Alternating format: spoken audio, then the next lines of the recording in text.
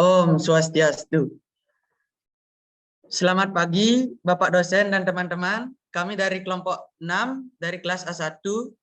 Kami akan membawakan materi akustik dan bising. Sebelum memulai presentasi, izinkan kami untuk memperkenalkan diri terlebih dahulu. Perkenalkan, nama saya Igede Firki Kristiananda Giovanni dengan NIM akhir 019.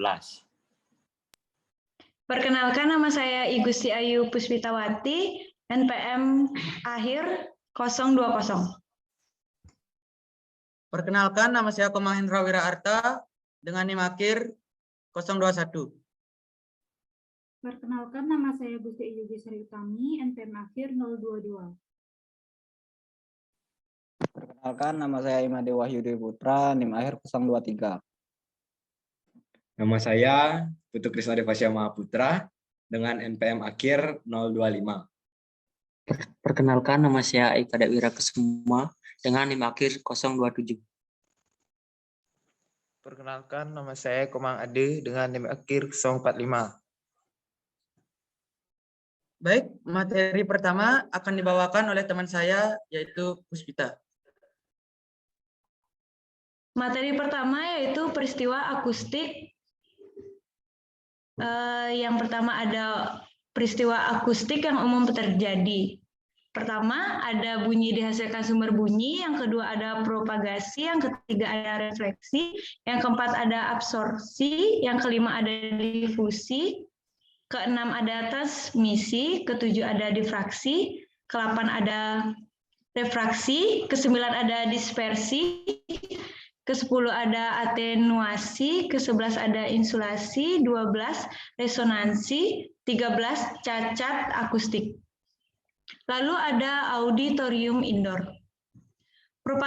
Yang pertama ada propagasi bunyi asli, yang kedua ada refleksi oleh reflektor, yang ketiga ada absorpsi oleh absorber, yang keempat ada difusi oleh diffuser, yang kelima ada difraksi akibat mengenai penghalang, yang keenam ada transmisi ke ruang lain, yang ketujuh ada penyerapan bunyi oleh struktur bangunan hingga hilang, yang ke-8 ada perambatan bunyi oleh struktur bangunan.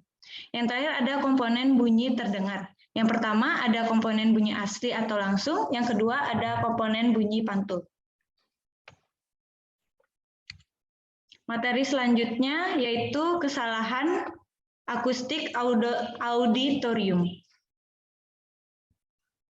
Yang pertama ada kesalahan umum. Yang pertama ada ruang terlalu tinggi.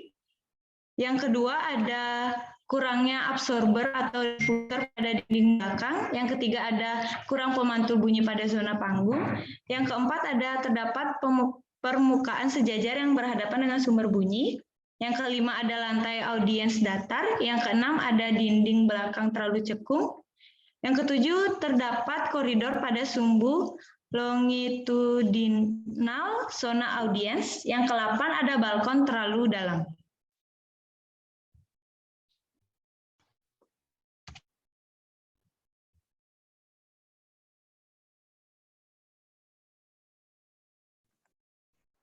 Baik, materi selanjutnya akan dibawakan oleh teman saya, yaitu Yogi. Baik, materi selanjutnya ada cacat auditorium. Yang pertama yaitu ada pantulan bunyi yang berkepanjangan dengan waktu tunda melebihi kebutuhan yang disebut dengan gema. Yang kedua ada gaung. Yang itu adalah gema yang berulang dengan cepat. Dan untuk antisipasinya, untuk menghindari gaung adalah dengan pemasangan lapisan akustik absorber atau diffuser pada permukaan yang sejajar berhadapan. Yang ketiga ada waktu tunda melebihi kebutuhan. Antisipasinya menghindari dari waktu tunda yang berlebih dengan proporsi dimensi ruang yang tepat. Yang keempat, bayangan bunyi. Terbentuknya zona audiens di bawah balkon yang tidak memperoleh bunyi pantul atau kurang mendapatkan bunyi frekuensi tinggi dan rendah dapat mengalami refraksi ke arah bayangan bunyi. Antisipasinya adalah dengan kedalaman Balkon memaksimal 2 kali tingginya atau pemberian speaker. Yang kelima, ada pemusatan bunyi. Bunyi akan dipantulkan ke suatu titik sehingga zona audiens tertentu mengalami penguatan bunyi. Antisipasinya dengan tidak membuat permukaan terlalu cekung atau pemberian material absorber dan diffuser. Yang keenam, ada distorsi bunyi. Bunyi dengan kualitas akustik yang tidak dikehendaki, tidak seimbangan penempatan lapisan material. Yang ketujuh, ada resonansi ruang. Bunyi dengan frekuensi tertentu lebih keras terdengar dari frekuensi lain. Antisipasinya dengan tidak membuat ruang terlalu kecil. Yang ke-8, ada ruang gandeng. Terdapat bising berupa bunyi dengung yang merambat melalui udara dari ruang lain di udara ruang auditorium. Yang ke-9, ada serambi bisikan. Bunyi dengan tingkat bunyi lemah yang terdengar pada bagian ruang lain karena merambat dengan cara terpantul melalui permukaan cekung. Yang ke-10, ada frekuensi tinggi kurang terdengar merata. Bunyi frekuensi tinggi cenderung merambat lurus, sedangkan yang berfrekuensi rendah dapat menjangkau zona audiens lebih luas. Antisipasinya dengan tidak membuat sudut audiens terlalu besar, idealnya maksimal sampai 140 derajat. Materi selanjutnya, next, ada usaha akustik auditorium. Usaha akustik ini harus dilakukan secara terintegrasi sejak awal desain. Usaha akustik auditorium ini berhubungan dengan material dan desain ruang. Secara garis besar, reaksi rambat bunyi dalam ruang auditorium yaitu yang pertama ada bunyi asli atau langsung bersumber dari panggung memerlukan penguat bunyi atau reflektor. Yang kedua, ada bunyi pantul dapat dihasilkan oleh reflektor pada panggung dan plafon untuk diarahkan ke audiens. Ketiga, ada bunyi pantul dapat mengenai dinding panggung sejajar berhadapan, harus diserap oleh absorber atau disebar oleh diffuser agar tidak terjadi cacat musik. Yang keempat, bunyi pantul yang mengenai dinding samping dan dinding belakang sebagian harus diserap oleh diffuser agar tidak terjadi cacat akustik atau kembali terpantul ke arah panggung. Yang kelima, ada bunyi pantul yang mengenai lantai harus diserap oleh absorber agar tidak terpantul bolak-balik ke atas ke bawah karena plafon telah menggunakan reflektor. Koefisien penyerapan bunyi disebut dengan noise reduction coefficient atau disingkat dengan NRC, memiliki nilai di antara 0 sampai 1. Makin tinggi nilai koefisien material, maka kemampuan serap bunyinya makin tinggi dibandingkan dengan kemampuan pantulnya. Pengompokannya bisa dilihat dari tabel tersebut, yaitu dengan kualitas absorber sangat bagus, ada tinggi, signifikan, rendah, dan reflektor yang tidak diklasifikasikan sebagai penyerapan bunyi.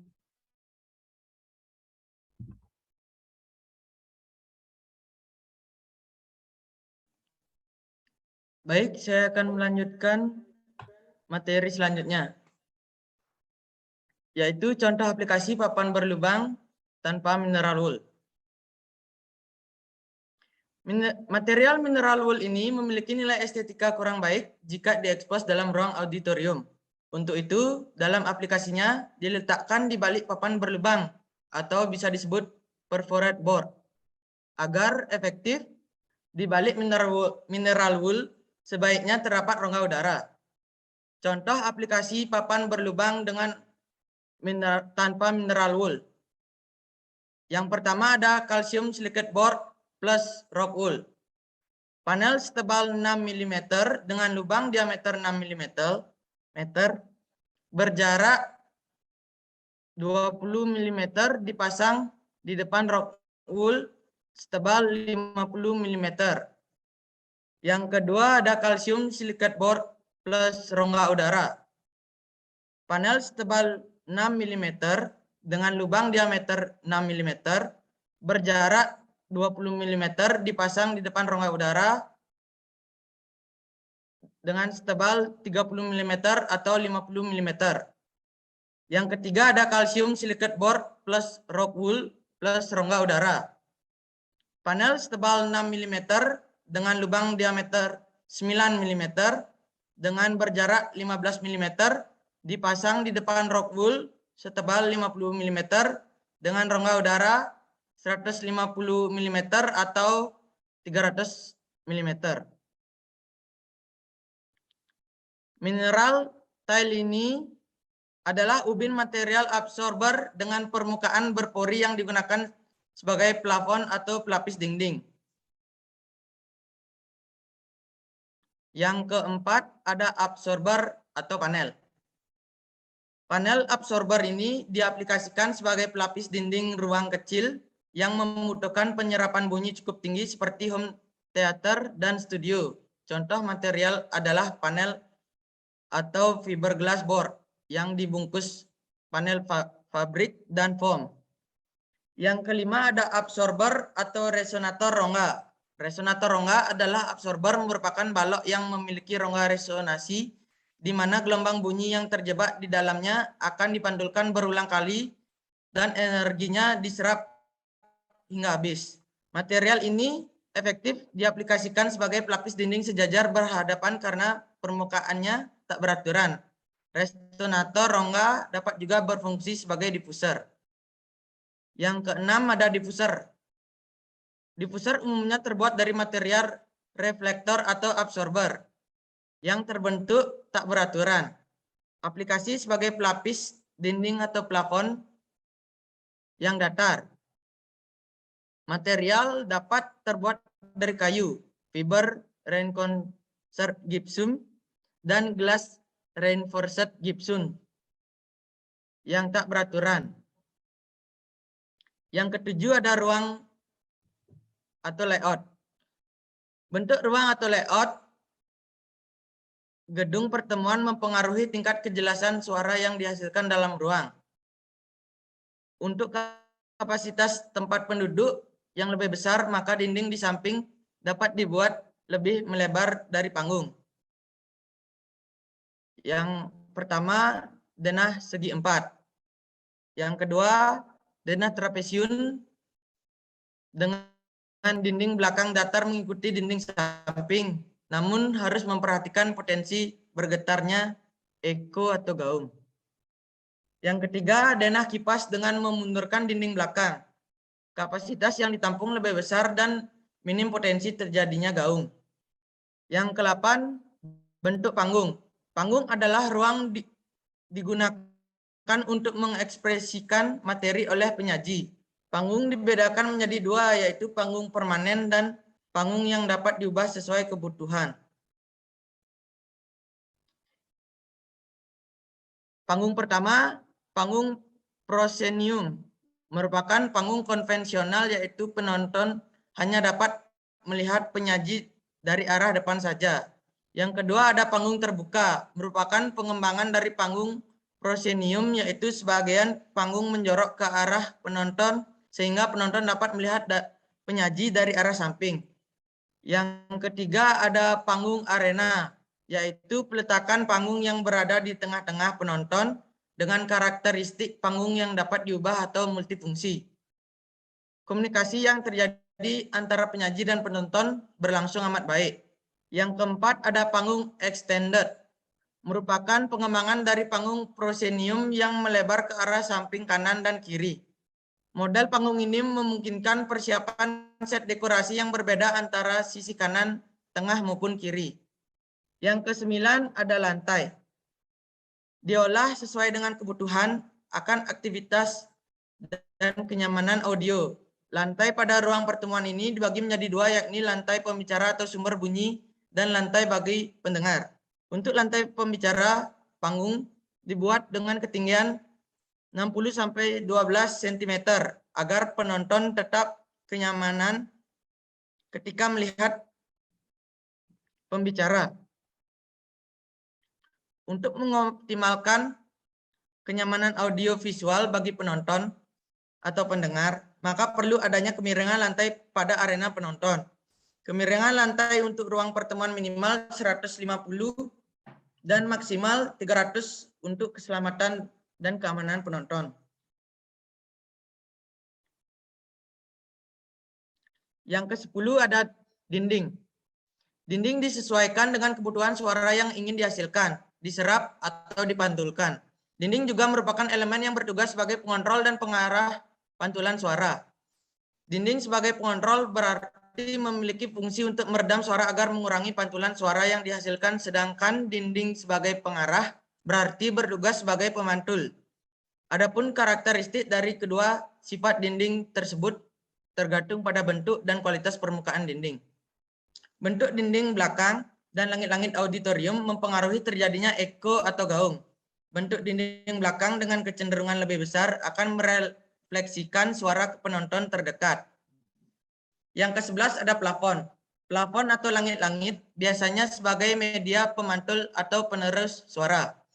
Bentuk pemeratan suara yang diinginkan mempengaruhi pemilihan bentuk plafon. Plafon memiliki sifat atau tugas, yaitu sebagai reflektor, yakni membelokkan suara sesuai dengan sudut peletakan plafon. Untuk itu, bentuk langit-langit atau plafon dapat digunakan mendistribusikan suara secara merata di seluruh ruangan. Untuk menentukan ketinggian langit-langit, pada umumnya ketinggian langit-langit memiliki rasio 1/3 sampai 2/3 dari lebar ruangan. Untuk ruangan besar menggunakan rasio paling rendah, sedangkan untuk ruangan kecil menggunakan rasio yang paling besar. Langit-langit juga penyebar bunyi atau suara yang utama. Maka dari itu, langit-langit dibuat beberapa segmen dengan masing-masing ukuran sudut yang dibuat untuk memantulkan bunyi ke segala arah. Yang ke-12 ada balkon. Balkon tidak boleh menghalangi pandangan visual dan penerimaan suara hingga posisi audiens yang berada di paling belakang. Proporsi balkon overhang dasar. Sudut vertikal pandang 0 derajat harus lebih besar dari 30 derajat. Kedalaman ruang di bawah balkon tidak boleh melebihi 2 kali tinggi ruang di bawah balkon untuk menghindari terjadinya eko. Yang ke-13 ada penerapan material. Selain mengolah elemen interior dan bentuk ruang dalam menghasilkan kualitas suara yang optimal, maka perlu adanya pertimbangan dalam pemilihan jenis material penutupan permukaan, terutama material yang digunakan untuk meredam suara. Adapun karakteristik bahan-bahan penyerapan bunyi. Sebagai berikut, bahan berpori. Bahan penyerap bunyi yang efisien, mampu mengubah energi bunyi datang menjadi energi panas dalam pori-pori. Jaringan seluler dengan pori-pori yang berhubungan, contoh papan serat, plesteran lembut, mineral wool, dan selimut isolasi. Yang kedua ada penyerapan panel. Bahan yang dapat menyerap frekuensi rendah dengan efisien. Digunakan pada lapisan penunjang tetapi dipisah oleh suatu rongga terletak pada bagian bawah dinding. Bahan ini memiliki ciri bergetar jika menabrak gelombang bunyi. Contohnya panel kayu, hardboard, gypsum board, panel kayu yang diletakkan di langit-langit. Yang ketiga ada lubang resonansi. Sangat efektif ketika penyerapan karena terdiri dari sejumlah udara tertutup yang dibatasi oleh dinding-dinding untuk resonansi bunyi dan dihubungkan oleh lubang sempit ke ruang di sekitarnya yang dapat menyebabkan gelombang bunyi merambat. Yang keempat ada karpet, mampu mereduksi dan meniadakan bising benturan seperti bunyi seretan kaki, bunyi langkah kaki, dan sebagainya. Selain untuk bahan penutup lantai, karpet juga digunakan sebagai bahan penutup dinding agar peredaman suara lebih optimal. Yang ke-14 ada penempatan loudspeaker. Pemerataan dan kejelasan suara atau bunyi sekarang ini tidak bisa hanya mengandalkan sumber bunyi utama dan desain bangun serta material untuk memperoleh kualitas bunyi yang diinginkan, tetapi juga menggunakan bantuan dari peralatan elektronik seperti pengeras suara, terutama untuk kapasitas peserta sejumlah ratusan bahkan ribuan. Beberapa penempatan loudspeaker terpusat atau posisi speaker sama dengan sumber bunyi asli memberikan kesan terasa alami. Contohnya untuk pidato. Yang kedua ada tersebar. Tipe ini digunakan untuk aktivitas yang mementingkan kejelasan suara dibanding arah bunyi. Seperti bandar udara, speaker diletakkan pada kolom secara merata. Yang ketiga ada terpadu dengan kursi. Peletakan speaker ini secara terpadu di belakang kursi. Tipe ini bertujuan agar bunyi pelan dapat didengar secara jelas dan pada umumnya diterapkan di gereja. Yang keempat ada kombinasi, yakni kombinasi dari beberapa tipe seperti terpusat dengan tipe tersebar. Selanjutnya ada sound system. Sound system yaitu peralatan elektronik yang digunakan untuk mengelola gelombang bunyi dengan cara perkuatan bunyi atau sound reinforcing dan perbaikan kualitas bunyi. Fungsi sound system yaitu yang pertama penyebaran bunyi dengan kekerasan merata. Yang kedua kualitas bunyi yang jelas bebas bising dan kualitas bunyi dengan efek tertentu. Sound system juga digunakan dalam kondisi auditorium dengan kapasitas audien besar di mana terjadi kekerasan bunyi yang tidak merata. Yang kedua, area bayangan bunyi, misalnya di bawah balkon. Yang ketiga, auditorium di mana bunyi alat musik memerlukan pengeras dan perbaikan kualitas bunyi. Serta yang keempat, studio. Latihan dan merekam musik, siaran televisi, dan radio, lab usaha dalam ruang karaoke.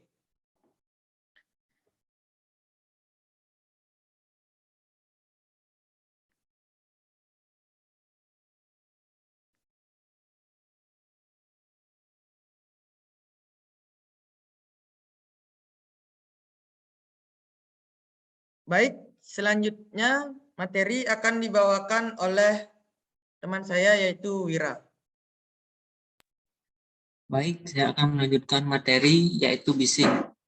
Pengertian bising. Bising adalah bunyi yang tidak dikehendaki atau bunyi yang tidak diinginkan terjadi dan terdengar karena memiliki intensitas yang tidak dapat ditoleransi. Selanjutnya ada jenis-jenis bising.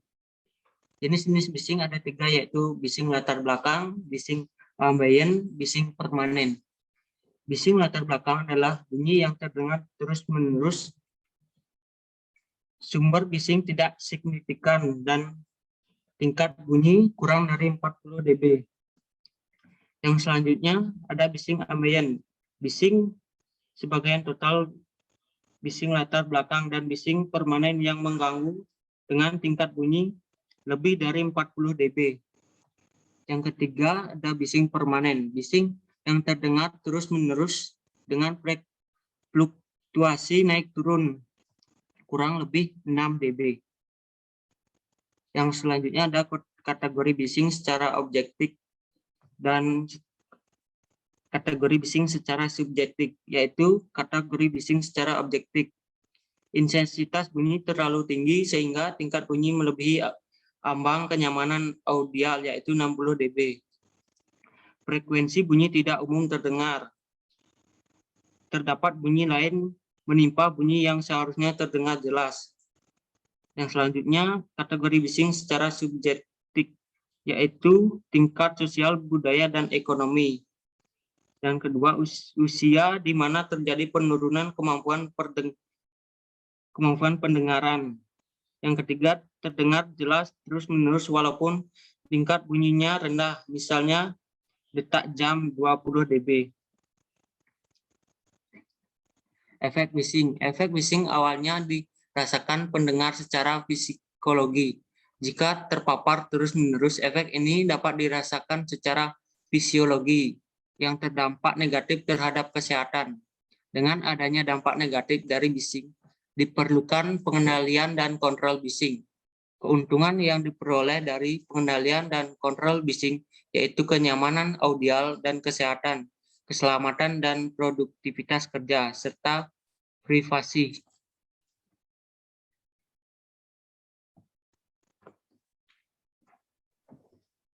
Baik, materi selanjutnya akan dibawakan oleh teman saya, yaitu Mang Ade. Baik, saya akan melanjutkan materi dari teman saya, yaitu pengendalian bising. Definisi pengendalian bising.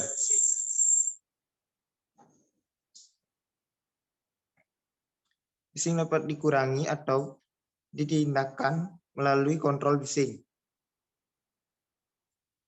Bentuk kendali bising.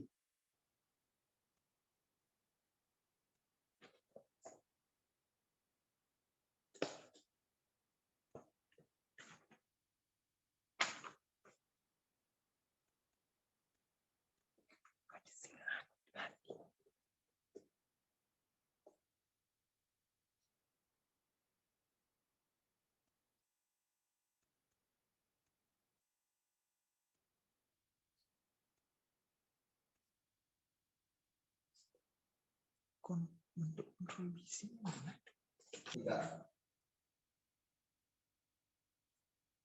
Baik, saya akan melanjutkan materi dari teman saya, yaitu pengendalian bising.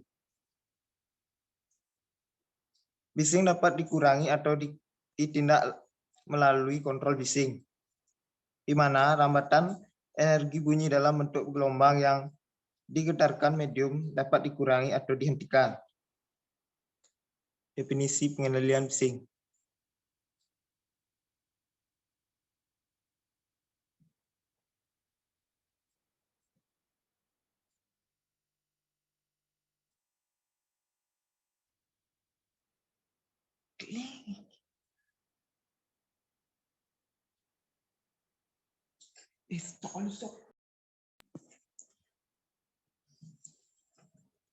Baik, saya akan melanjutkan materi dari teman saya, yaitu pengendalian bising. Definisi pengendalian bising.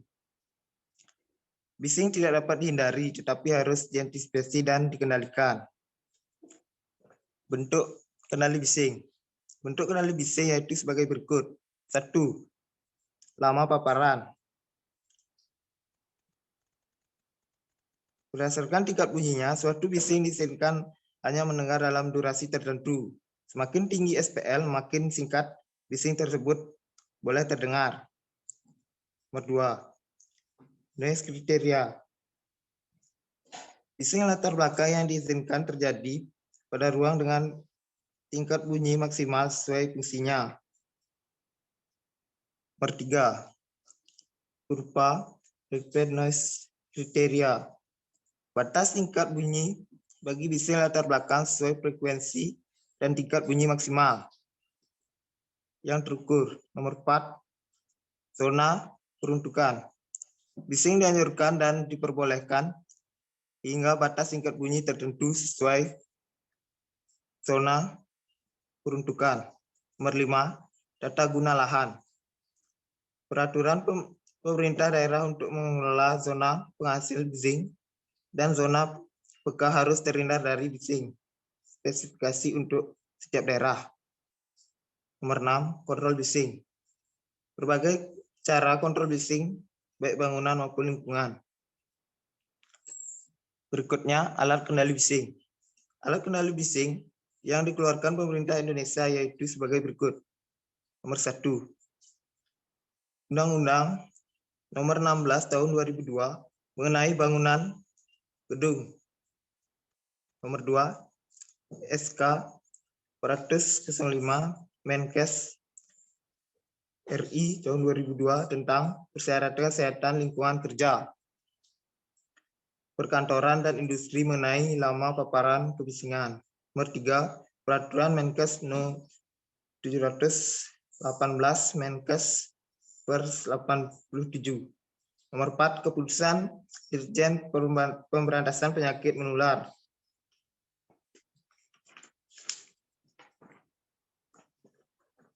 Next.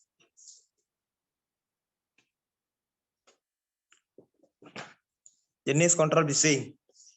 Bising dapat dikurangi atau ditindakkan melalui kontrol bising, di mana rambatan energi bunyi dalam bentuk gelombang yang mengantarkan medium dapat dikurangi atau dihentikan. kontrol bising pada bangunan. Sumber bising yang umum terjadi di bangunan yaitu sebagai berikut. 1. Lingkungan, misalnya kendaraan di jalan. Nomor 2. Mesin peralatan mekanikal, elektrikal. Nomor 3. Area parkir kendaraan. Konfigurasi massa.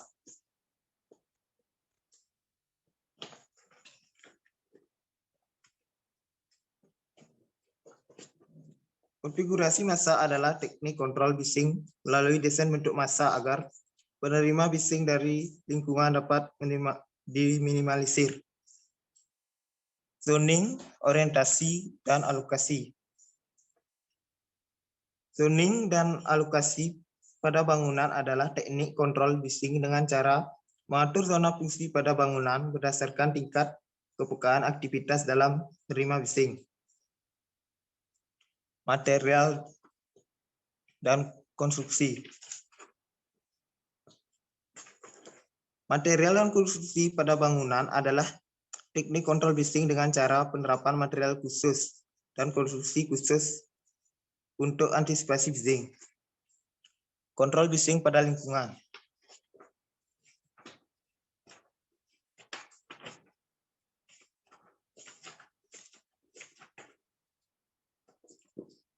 Sumber bising yang umum terjadi pada lingkungan yaitu berasal dari kendaraan, mobil motor, dan pesawat terbang, serta bangunan atau kawasan sumber bising, misalnya terminal dan kawasan industri. Zoning, alokasi, penahan, dan vegetasi. Zoning dan alokasi adalah teknik kontrol bising melalui penataan kawasan, misalnya tata ruang, tata guna lahan, dan sempadan jalan agar zona sumber bising terpisah dengan zona peka bising. Penahan.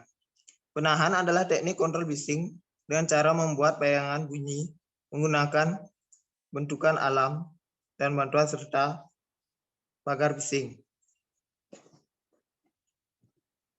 Vegetasi. Vegetasi adalah teknik kontrol bising dengan cara menyebar bising oleh permukaan tak beraturan, tahan ranting, dan daun.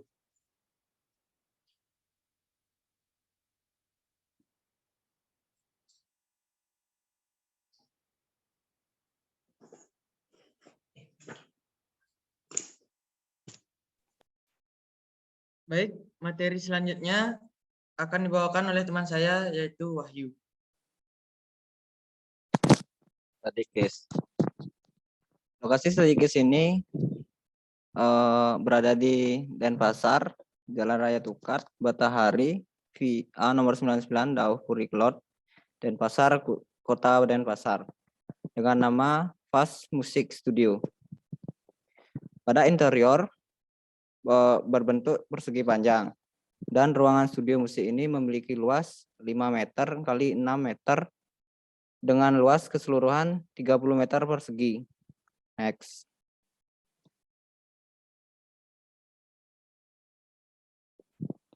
Alat peredam yang digunakan.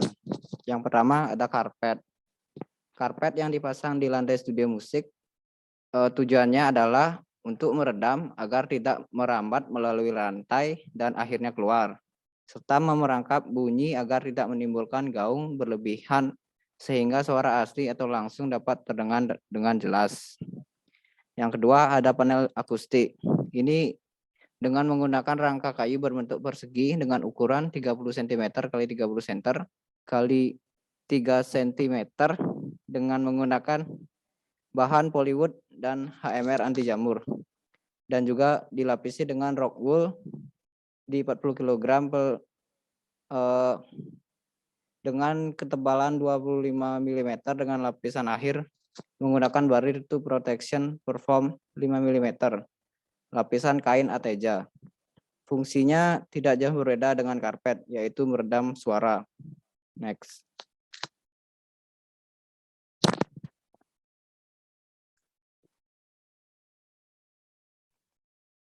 Baik, materi selanjutnya akan dibawakan oleh teman saya, yaitu Firki. Tadi case di studio musik. Alat peredam yang digunakan. Pintu ruangan studio musik studio ini memiliki 2 buah pintu luar dan pintu dalam dengan memiliki 3 lapisan. Lapisan pertama di luar menggunakan bahan softboard berwarna hitam dan lapisan kedua adalah pintu yang menggunakan bahan plywood dengan tebal 3 cm dan lapisan terakhir menggunakan busa peredam flat density dengan dibalut kain arteja di kedua pintu. Pada bagian atap menggunakan panel akustik dengan dipasang digantung secara teratur menggunakan kabel baja. Dan pada bagian lampu menggunakan kap lampu gantung industri hitam berbahan aluminium berdiameter 30 cm dengan tinggi 19 cm. Base atau kap plafon bahan dasar menggunakan aluminium. Kap lampu ini berfungsi sebagai peredam suara. Next. Pengukuran suara dengan menggunakan alat musik gitar listrik dan alat musik gitar bass. Next. Jadi materi yang terakhir adalah study case studio musik. Jadi di sini kami mengukur suara dari alat musik drum. Untuk yang pertama di dalam studio kita mengukur dengan dB maksimal 99,1 dan normalnya 92,4. Di sini kami mendapatkan dB sebesar 67,5. Lalu pengukuran dari luar studio dengan maksimal dB 63,5 dan normalnya 59,5, kita mendapatkan sebesar 58,6. Jadi pengukuran dari luar dengan dB meter ada gangguan dari ruangan lain. Dan saat itu pintu tidak terlalu rapat. Ya, next.